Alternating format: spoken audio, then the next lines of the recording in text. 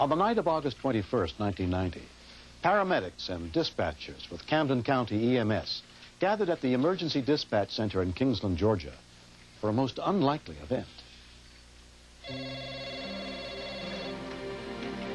Camden County Emergency Service. We were getting ready. We were real excited because we were having a wedding shower for two of the people that work here. Paramedic Supervisor Renee Taylor was on duty, along with dispatcher Bobby Lee and a relief dispatcher. Bobby had not felt well that day, but seemed to feel a little better toward the evening.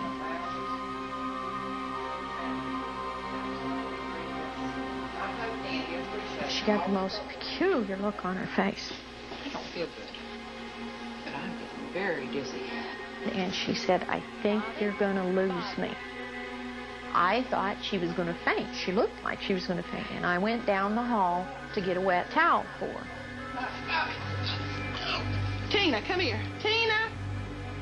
I was in the kitchen talking to my fiancé, Mike, and when I first walked into the room, it took me a minute to picture what was going on. I got her head, got her feet. Yeah. Bobby, hey, talk to me, Bobby. Come on, Bobby. Call Danny. I called Danny on the intercom. EMS Director Danny Daniels was in his office across the street. Told him to come over there. We Bobby, need him. talk to me. Bobby. All right, be right over. By the time I got back with the wet towel, Bobby was obviously completely unconscious. Bobby's down. What's wrong with her? I ran over to the other side not knowing what was going on. Come on, Bobby, say something to us. She was unresponsive. It was obvious she was having a seizure and the problems associated with that. What's her blood pressure? 190 over 160. We found out that her blood pressure was elevated. Get me a drug box and a glucometer. Okay. When I realized that Bobby was in such a critical medical emergency, I wanted to fly her out on a helicopter. Lifeguard. Yes, this is Camden Emergency Services. Can you fly? The nearest hospital was 50 miles away. It's our dispatcher. She's down at this time. Life Flight was called first, and they put us on hold to check the weather. But the Life Flight helicopter was grounded because of stormy weather. She had projectile vomiting, and I knew this lady was in critical condition. I went to another phone, called St. Luke's Hospital in Jacksonville. St. Luke's emergency room. The ER doctor on duty agreed with Danny that the immediate problem was Bobby's dangerously high blood pressure. He prescribed appropriate medication. Okay. Can you move your toes okay? After I received the orders, we started IVs, gave her drugs. She became more and more lucid or conscious as time proceeded.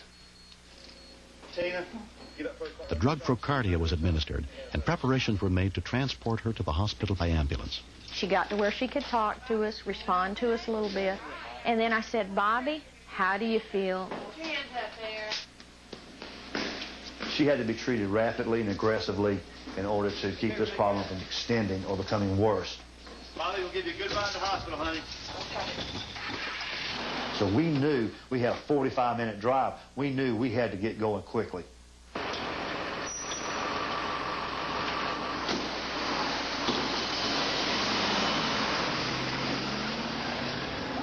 We were all in shock. Like, this did not really happen.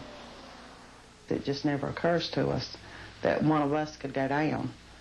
And it was a strange feeling. It really was. On the way, Renee and Danny kept the hospital informed about Bobby's condition. I watched her EKG because we still were not 100% sure she had stroke. And sometimes cardiac dysrhythmias can cause people to be unconscious and have seizures.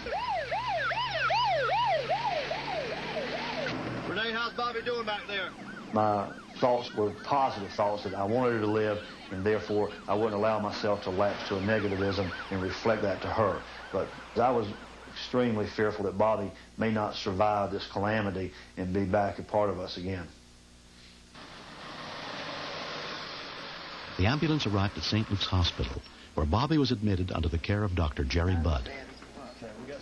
When she arrived at the hospital, her condition was very critical. She was at a very high risk of dying from either a heart problem or a brain problem. At that point, I still couldn't tell which it was without further testing. You have any chest pain? No, sir. Neck pain? She told me that she had had a mild headache, but felt terribly nauseated, and she felt like she wanted to vomit. While doctors examined Bobby, her husband Dan, an airport police officer, waited for word. I think he was in shock. A lot of hospitals, a lot of emergency rooms don't allow family members back, but I seized the opportunity, just went and got him myself and brought him back there to see her. In the back of my mind, I had to think, you know, I don't know that 2 hours from now she won't be dead and that he didn't get to see her. I first saw her in the emergency room, and we were talking. Of course, tried not to, let her know that I was afraid. It's hard when you've been married to someone to sort of, I guess, put on a straight face, because you know that they know exactly what you're thinking. But in all truthfulness, I thought that probably by tomorrow or whatever with this, that I would be alone, that I was fixing to lose my wife.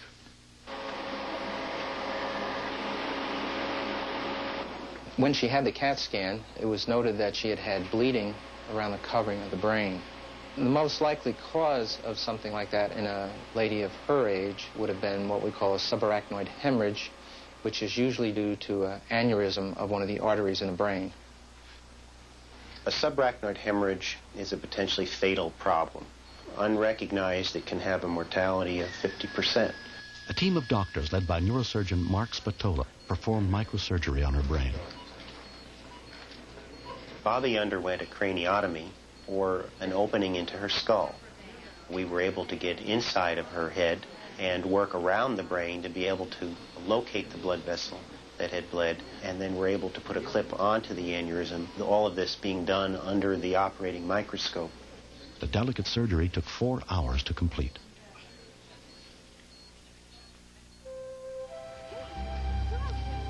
Two months later, Bobby Lee has almost completely recovered and is ready to return to work. Just go to Grandma. My family means more to me. My friends mean more to me. I've given out a lot more hugs.